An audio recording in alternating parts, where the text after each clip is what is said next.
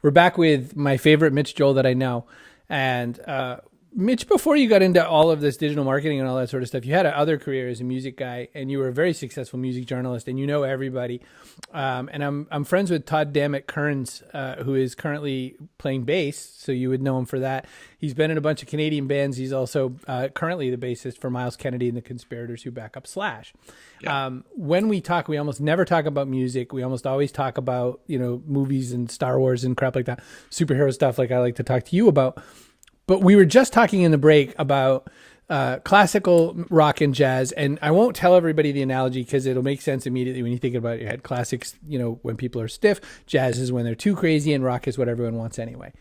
Mitch, with that as a background, the question I want to unload to you is, we've come to this point where everyone thinks they're too busy. Everyone thinks there's too much information in front of them. Everyone feels overwhelmed.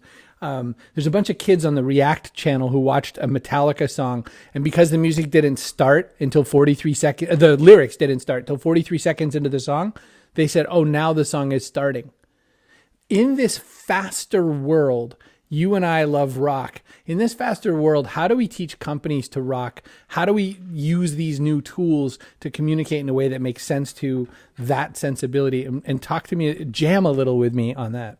Yeah, well, Todd Kearns, actually, I knew from really early days because his band, The Age of Electric, started around the same time I was already, hot and bothered about rock and roll. So early days of seeing the demos and seeing this band sort of fumble around Vancouver and figure it out. So it's amazing to see his success. I don't know about like rock and roll and speed. Like I think rock and roll has many genres. There's folk, there's acoustic, there's there's country rock, there's hard and heavy rock, there's punk. So I don't look at it and say, is it a speed thing? I think there's a lot of stuff. And just because there's a lot of stuff, it just means that the effort to figure out and curate and edit and have time for changes, and the dynamic and the engine changes. But the other side of that is that it's not all the same stuff. And that's more of where I'm going with the genres and subgenres.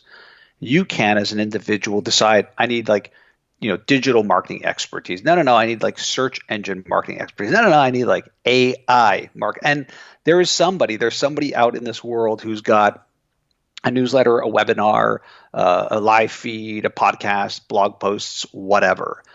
So because of that, I don't look at it and go is this an impossibility? I actually look at it more like a lined continuum. So the analogy that I give people is, if you're going to be starting off in creating content in this space as a brand, you want to try to have a unique space. It doesn't have to be singular, but somewhat unique.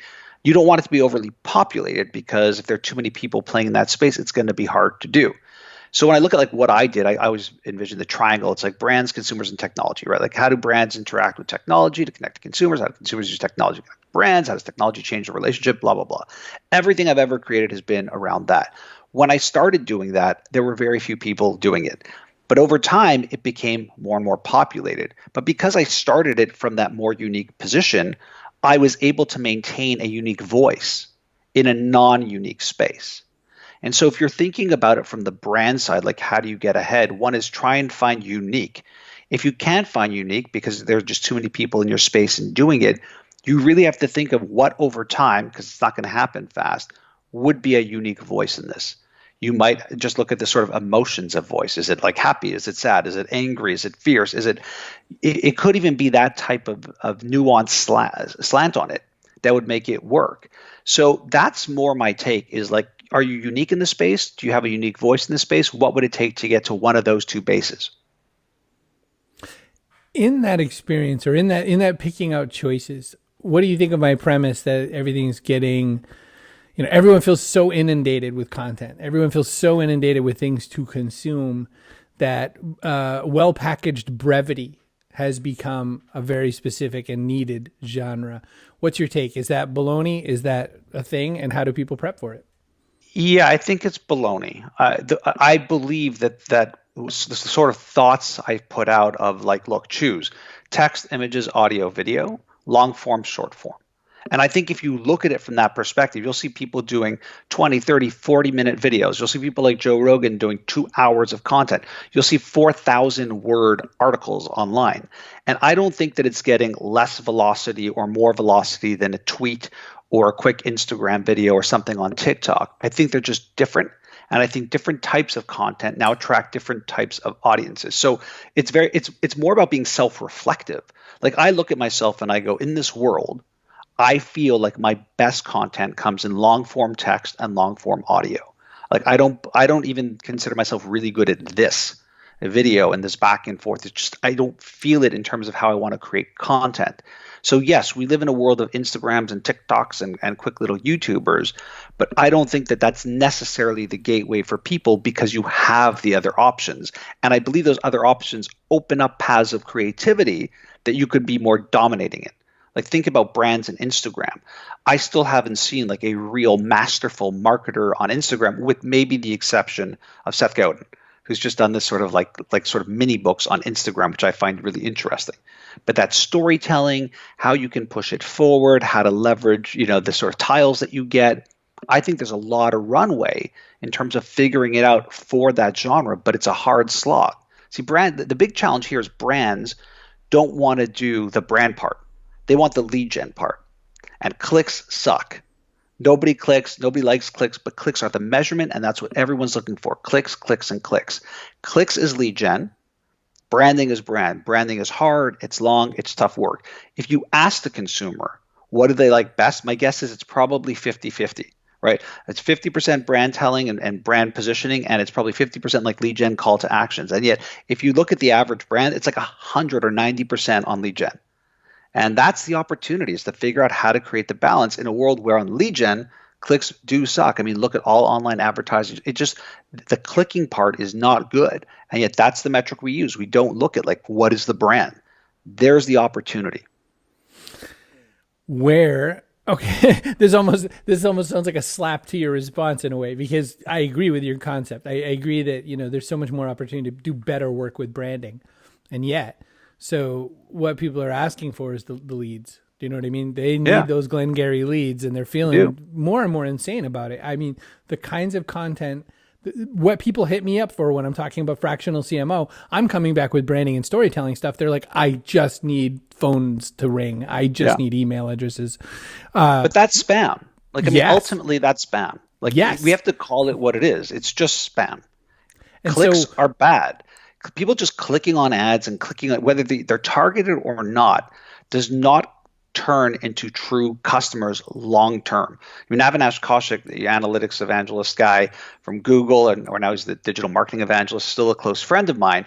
He often said, and I don't know if it's from him or someone he heard it from, that a customer is really somebody who buys from you twice. My sort of step before that is not everybody is a lead. I mean, look at LinkedIn. You add someone and it's like, boom, Ron Tite calls it a pitch slap. Right away, it's like they got the pitch coming at you. And then what they're looking at is like, how many people. I don't know that any of those are true prospects or potential customers. I just don't. And it's spam because it's that weird volume game. And I've never believed in it. I have to bite my tongue an awful lot when I am marketing and talking about it. And the other side of it is you see too many people, and a lot of them are our friends and peers, unfortunately, who aren't really marketing anything. They're just inflating their own tires. All these sort of quotes with their own pictures or their own, I don't want to be a humble brag, but I've done all this. That is not marketing. It is not. I wouldn't even call it self-promotion. I just call it inflating your own tires. There's no real quality or value of content there. So when you look at all that, and if you are a brand watching this, whether you're small, medium, large, B2B, B2C, it doesn't matter. Just think about that. Look at how filtered the world is because everybody can and is publishing so much stuff. It's just more junk. It's more hustle. And I just don't believe that that's what builds a real brand. I haven't seen it historically, and I've been in the business for, close to 30 years at this point. Like, I really pay attention to it. And, again, everything I steal is stuff that Seth Godin probably said, or I was stealing from him somewhere. But he said it years ago, drip, drip, drip. Like, who wants to hear that? Hey, I'm going to come in and really help you with your brand and marketing. Drip, drip, drip. It's going to be really slow. We got to really create quality in this. And people don't have patience for it. That's fine, but acknowledge that you're spamming. That's all. It's a very Call it what it is. Western thing. We buy medicine, not vitamins. That's for damn sure. Yeah. This is Mitch Joel, 6pixels.com, mitchjoel.com for his absolute world-class speaking. Mitch, stand by just for 1 minute. We're going to go to another quick break. I'm going to grab you on the other side of it.